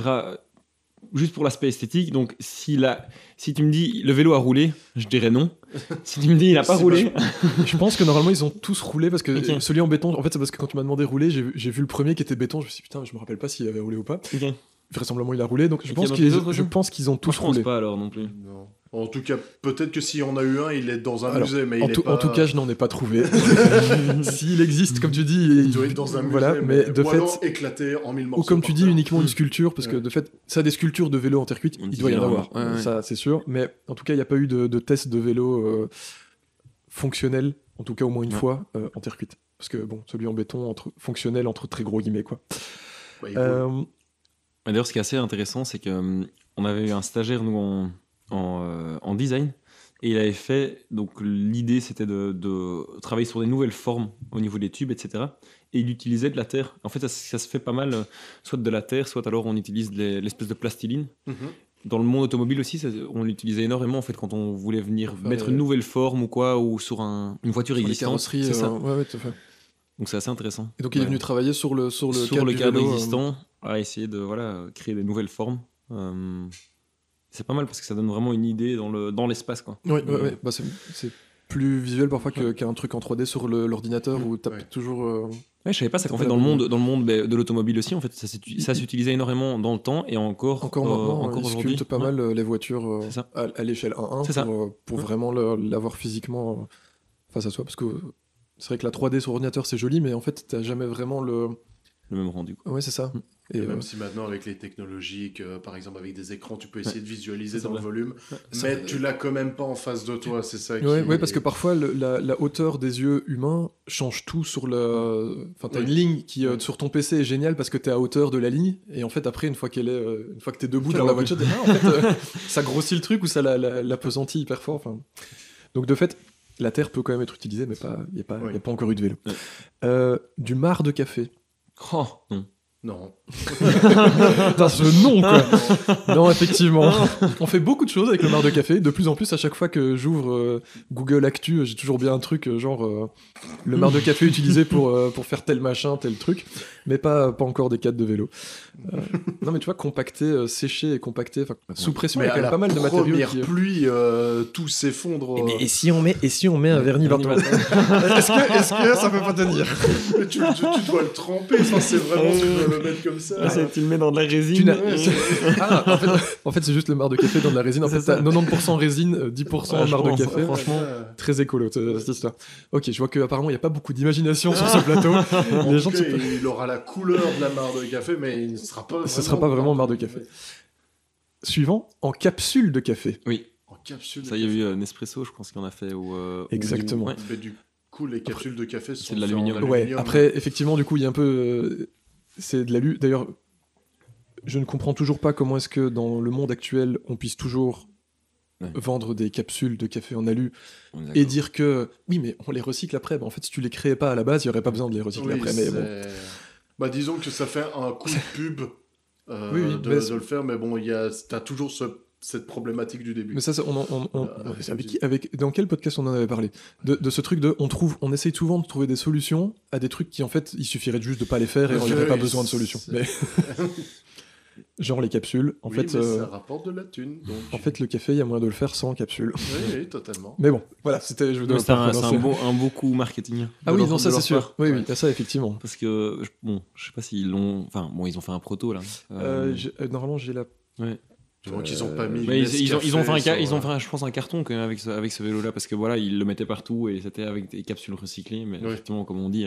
Si tu le faisais pas. Maintenant, il y a. Ça, j'avais vu en magasin, maintenant, pour pas en faire de la pub, mais je sais que maintenant, ils font des capsules réutilisables. Donc en fait, tu entasses le café, tu le fermes et tu peux le mettre dans ta machine. Maintenant, n'achète pas la machine Nespresso. Ça aide à pas utiliser les capsules non plus. Après, en vrai, à choisir, s'il y a moyen d'utiliser une capsule réutilisable, je le faisais avec. Avant, j'avais une Senseo là, avec les pads, et pareil, tu peux aussi avoir des réutilisables, et j'utilisais ça. Bah oui. En fait, je pense que le principe même de la capsule, c'est de se dire j'ai ma capsule, je la mets dans la machine, en 1 minute, j'ai mon café. La capsule réutilisable, ce qu'il y a, c'est que de toute façon, tu dois préparer ton café. Oui, et puis tu dois nettoyer la capsule, alors que l'autre, tu la jettes, c'est parti. Et donc, en fait, on perd finalement le point en quelque sorte positif de la capsule qui est je la mets dedans et en 1 minute j'ai mon café. Après une petite machine qui broie le grain, finalement en 1 minute je suis d'accord. Oui, je suis d'accord. Mais après les prix sont pas les mêmes non plus. Ça c'est sûr. Mais quand t'aimes bien le café, autant investir un petit peu. C'est comme le vélo. Quand tu l'aimes bien, autant investir dans un bon vélo. Quoi. Après une machine à café en bois, c'est pas encore le cas, mais. On sent les âmes d'entrepreneurs autour de la table. Ah, peut-être il y a un truc. Si les vélos ça marche plus trop, tu sais vers quoi te tourner. C'est ça. Moyen de faire quelque chose. Il y a moyen.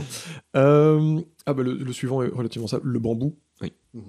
Voilà. Bon, excusez-moi d'avoir posé la question. En fait, c'est pas comme si on n'en avait pas parlé au début aussi. Sachant un truc, le bambou n'est pas du bois d'ailleurs, si on peut le préciser, parce que le bois. Je l'avais écrit là, mais est censé avoir des xylèmes secondaires. Le bambou n'a pas. Donc le bambou n'est pas. Mais du coup, il est dans quelle catégorie Parce que du coup, là, tu viens de m'apprendre quelque chose. Je ne sais plus quelle est la catégorie du bambou. Tu veux que je vérifie sur internet Autant le savoir tout de suite et informer les gens. Et encore une fois, j'avais pas été assez loin dans mes recherches.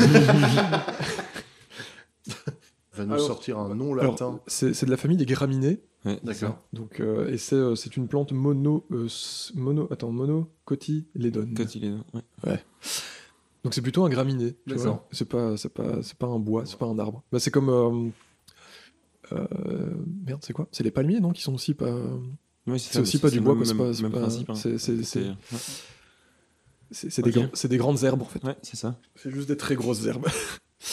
Voilà. Et tu voulais dire un truc sur le vélo ? Ah oui, non, le bambou c'est intéressant comme matériau parce que en fait on a les tubes qui sont déjà la nature les a déjà moulé du tube. On va dire ça comme ça. Le seul avantage l'avantage je trouve qu'un vélo en bois a par rapport à un vélo en bambou, c'est justement cette liberté au niveau de la forme et du design qu'on peut vraiment lui apporter. Un vélo en bambou, en fait, c'est compliqué de même cintrer du bambou, et bon, ça doit se faire, je pense, mais... je suppose que ça doit se faire, mais ça doit pas être évident. C'est plus compliqué, c'est ça. Parce que c'est déjà tubulaire, etc. Puis donc ça doit pas être évident. T'as les nœuds, je sais pas si ça s'appelle des nœuds, mais c'est des espèces de nœuds que t'as qui divisent le bambou en plusieurs sections. À mon avis, à ces endroits-là, ça doit pas être évident à cintrer. C'est ça. Donc, je pense que l'avantage, c'est que le bambou est léger, mais je trouve qu'au niveau du look... visuellement, pour en avoir vu... Du coup, en faisant les recherches, j'en ai vu quelques-uns. Effectivement, t'as un cadre très droit, très anguleux, qui est vachement moins sexy que le bois. Après, c'est personnel, je pense que... Mais voilà, de fait, le bambou existe. Suivant, j'en ai encore 4, je crois. En tonneau de vin. Oui. Il est trop rapide. On a un spécialiste. Non, parce qu'en fait, c'est parce qu'en fait, c'est moi. C'est un des projets qu'on a. Non, ce qu'il y a, c'est qu'il y a avec une brasserie en Flandre, il y a eu des discussions. Je ne vais pas encore dire le nom, mais mais justement, oui, qui ont des vignobles aussi en France. Et on a eu une discussion justement sur comment revaloriser les tonneaux. Comme c'est une brasserie qui est assez impliquée dans le monde du vélo, je leur ai proposé d'essayer de construire un vélo, mais bon, pour l'instant, j'ai pas eu beaucoup le temps de travailler sur ce produit, mais on a déjà les tonneaux et il y a déjà un peu de travail qui a été fait dessus. Mais c'est quand même déjà bien avancé, quoi. Ouais. Donc ça se fait. Ouais, de fait, ça se fait. Surtout que c'est souvent du chêne, donc. Oui, c'est ça. Donc en soi, le bois est plutôt adapté pour l'utiliser, quoi. Pour le faire. Mais de fait, parce que ce qui est un peu compliqué, enfin compliqué non, mais je dirais c'est un processus qui est différent puisque le bois est déjà courbé, si on veut, et donc le processus d'assemblage, en tout cas, il est différent du processus d'assemblage que nous on utilise actuellement, et donc ça nécessite un petit peu de recherche et développement. Oui, c'est ça. Ça a beau être le même matériau, tu repars un peu de zéro quand même au niveau du développement. Mais voilà, de fait, les tonneaux... parce qu'après, il y a aussi une petite histoire autour des tonneaux pour la chaîne YouTube de l'atelier. La conception du tonneau qui fuit. On a tenté des conceptions de tonneaux qui n'ont jamais abouti. Tu vois, le petit machin là-bas, petit tonneau brun, là, brun foncé. Ouais. Absolument pas. Mais c'est vraiment parce que, encore une fois, les recherches... C'est de la déco. Les recherches n'étaient pas abouties. Okay. On a voulu essayer plusieurs fois... Enfin, en fait... On a récupéré c'est du hêtre torréfié, qui est fait chez Sidus. C'est une scierie dans les Ardennes. J'allais dire dans le Luxembourg. C'est Luxembourg ? Ouais, je ne sais plus.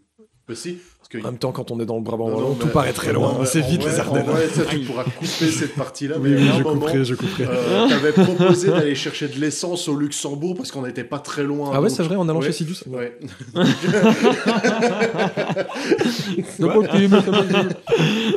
Bizarrement, c'est les détails inutiles que je retiens. C'est fou, hein. C'est fou. Mais donc, du coup, on avait voulu essayer de faire un tonneau en bois torréfié pour y faire vieillir de l'alcool. Parce que la torréfaction du bois lui donne quand même un goût et une odeur. Et on s'est dit, tiens, est-ce qu'il y a moyen de transférer ? On avait discuté de ça avec la brasserie de Waterloo. Ouais, aussi. C'est ça. Et en fait, surtout avec la distillerie en fait, oui, de Waterloo. De Waterloo. Sauf qu'au final, ça s'est jamais fait parce que il fallait qu'on lui achète d'office un fût complet de whisky qui coûte...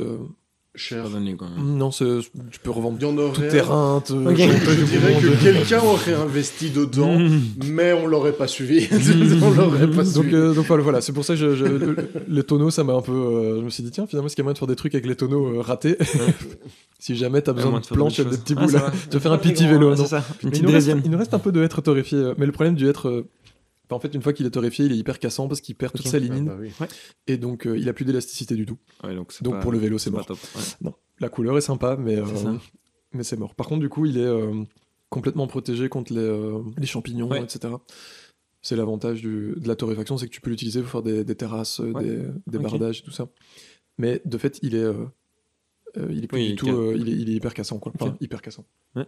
Ça reste du bois, hein, mais il perd son élasticité. On continue le quiz avec le suivant, qui est du verre.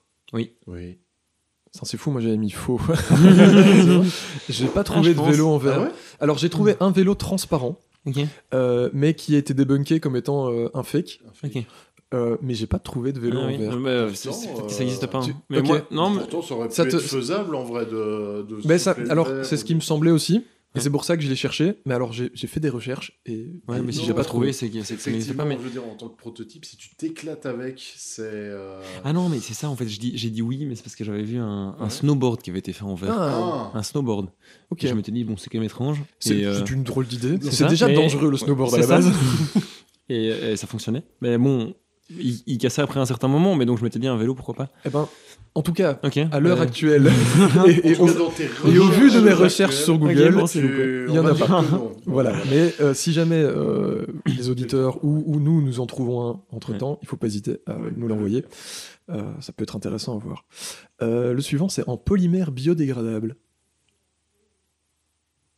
Là, t'as mis juste des termes pour te la... J'ai aucune idée de ce que ça veut dire. Biodégradable.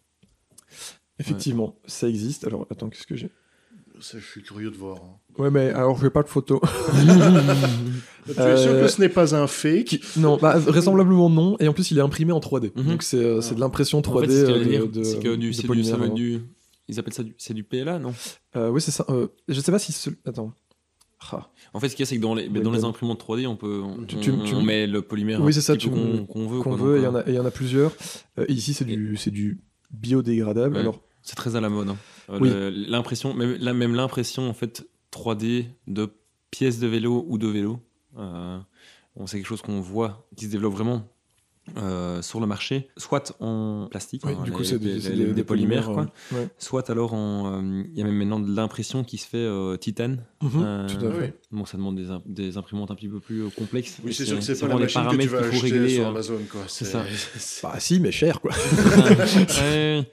Donc c'est assez marrant, parce que l'impression 3D fait vraiment son entrée dans le monde du vélo.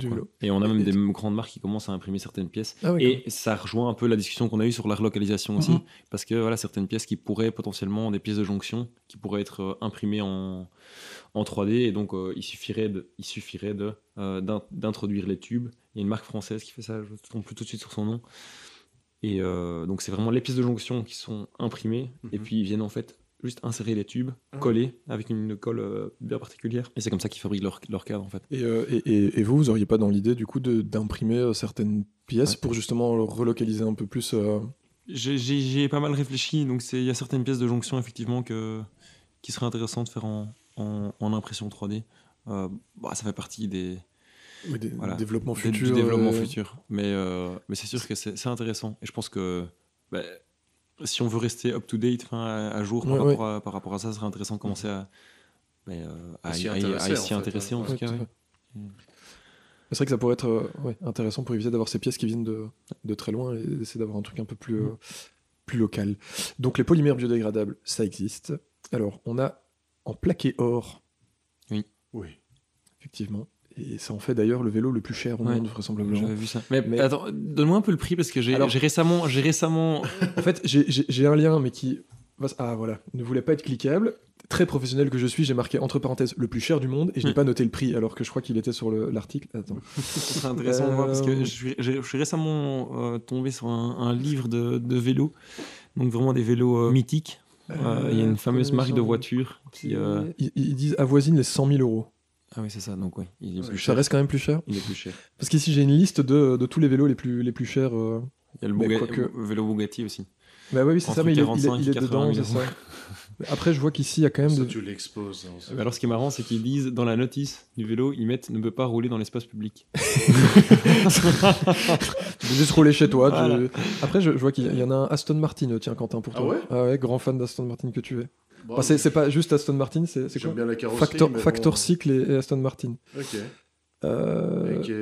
39 000 $. Mais toutes les marques de voitures ont fait leur vélo. On leur vélo ou font des collaborations avec des marques de vélo pour rendre. Écoute, ils sont malins, s'il y a moyen de se faire un peu d'argent. Et on va finir par le dernier, en or massif. Non. Je suis mitigé. Non, parce qu'on a dit que le plaqué or était le plus cher au monde. Exactement. Du coup, en or massif, malin. Et attention. À ce moment-là, il aurait pu être le plus cher. Mais non, l'or massif, non. En plus, l'or, c'est pas... Mais c'est vrai qu'après, quel taré aurait fait fondre de l'or juste pour dire je veux un vélo vraiment entièrement en or? N'importe quel émir... Non. Non, un petit vélo en or massif. Ouais, peut-être que eux l'auraient fait en pétrole, mais pas. C'est vrai qu'eux ils font des voitures en or massif. Les vélos finalement. C'est les iPhones aussi en or massif. Ah ouais, carrément. Ouais, non, si tu vas à l'aéroport de Dubaï, c'est en vente, quoi. C'est normal. C'est normal. Écoute. Tu regardes le truc, tu fais, je sais déjà pas m'en payer un normal. Qu'est-ce que tu veux que je fasse avec l'or? Oui, c'est ça. Tu le mets dans ta poche. Celui-là, tu te le fais piquer. Il y a un très chouette documentaire là, sur justement l'aéroport d'Abu Dhabi. C'est un truc incroyable. Il y a des détecteurs de métaux pour les gens qui travaillent là, pour pas piquer l'or ou tout ce qui est... Est-ce que l'or est détecté au détecteur de métaux? Chez eux, oui, en tout cas. D'accord. Ouais. C'est une question comme ça que je me pose. Ils ont peut-être upgradé la machine pour que... on va dire, cette particularité de l'or soit détectée, mais là, c'est une immense mafia là-bas. Allez, on pique un peu d'or tranquillement. Comme quoi, on est parti du vélo, on est arrivé sur l'or à Dubaï.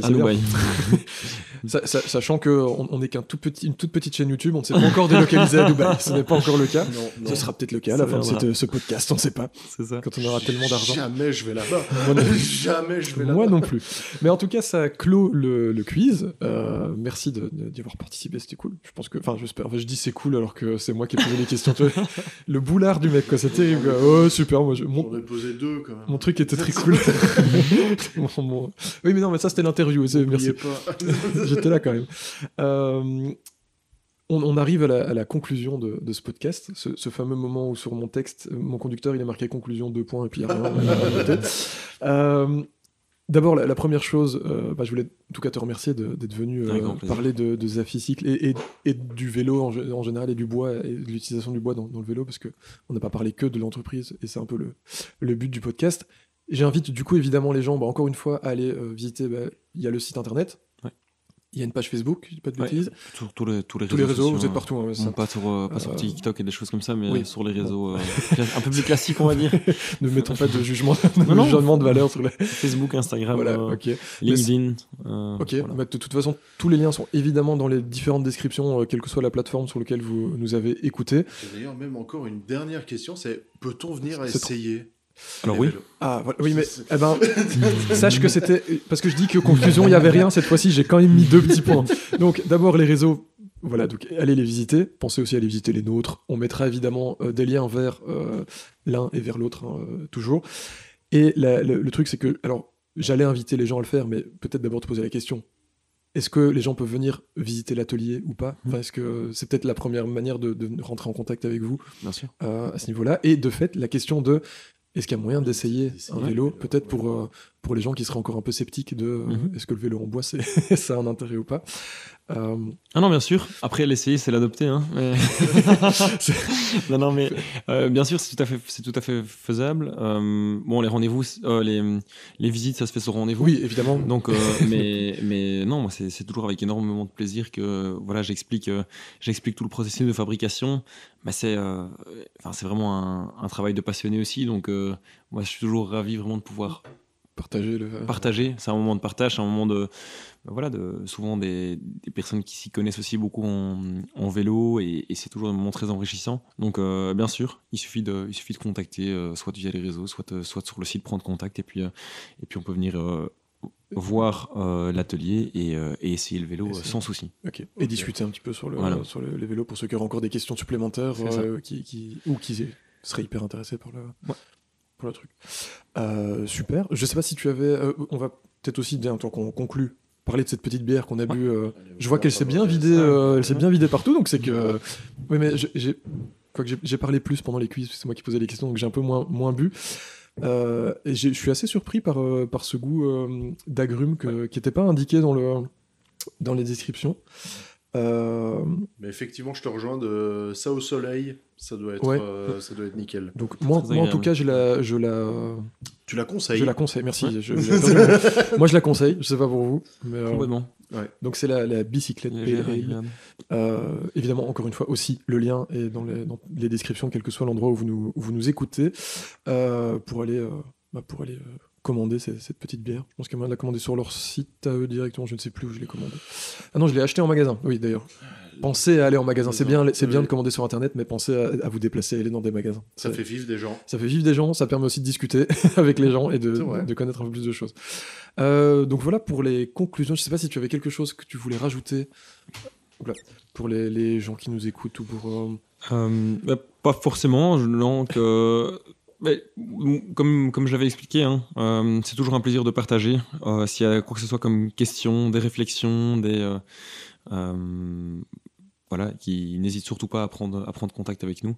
Et puis bon, j'espère qu'on a pu, via ce podcast aussi, peut-être mieux expliquer aussi le produit du vélo en bois, parce que c'est sûr que c'est un nouveau produit sur un marché que les gens connaissent généralement bien. L'idée aussi, c'est de montrer avec Zafy et l'entreprise, c'est une de nos missions, c'est de montrer en fait qu'avec des produits, des matières premières de qualité locale, on peut vraiment faire des beaux objets, mais au-delà de beaux objets, on peut vraiment faire des objets fonctionnels. Oui. Donc ça, c'est ce que Giorgio a prouvé par exemple en faisant son tour du monde, là, notre ambassadeur. Là, on a un deuxième ambassadeur qui est parti il y a 3 semaines maintenant, un Suisse, qui fait, ça on pourra peut-être mettre le lien aussi à la fin de la vidéo, donc il fait un tour du monde à vélo. Il traverse les continents à vélo et les océans à la rame. Voilà. Tout ça pour dire que un vélo, au-delà d'un bel objet, chacun jugera, mais c'est un objet qui est fonctionnel et c'est vraiment montrer aussi qu'on peut faire des belles et des chouettes choses avec des matières premières qu'on a chez nous. Voilà, je pense que c'est le message que j'ai envie de faire passer et c'est un peu la mission, notre mission qu'on a chez Zafy. Donc Donc voilà. Parfait. Je pense que c'est le message qui est passé, j'espère. Et encore une fois, n'hésitez pas donc effectivement à prendre contact avec vous. Si vous prenez contact directement dans les commentaires ou quoi, on fera le lien dans l'autre sens sans problème. Je rappelle quand même juste que ce podcast est fait en partenariat avec Bois Local, dont le lien est évidemment aussi dans la description, donc n'hésitez pas à aller y faire un tour pour ceux qui ne connaîtraient pas encore ce que c'est. Si vous ne le connaissez pas encore, franchement, ils ont une super équipe aussi. Ouais. Bah, oui, franchement, ils sont aussi là pour répondre à des questions aussi à ce niveau-là, au niveau des provenances des bois, etc. Donc vraiment, n'hésitez pas à rentrer en contact avec eux. Et bah voilà, ça termine le podcast. Encore un grand... Ouais, moi j'avais aussi envie de vous remercier. Parce que voilà, vous me remerciez d'être venu, mais voilà, c'est sympa d'avoir un moment convivial comme ça avec des passionnés aussi.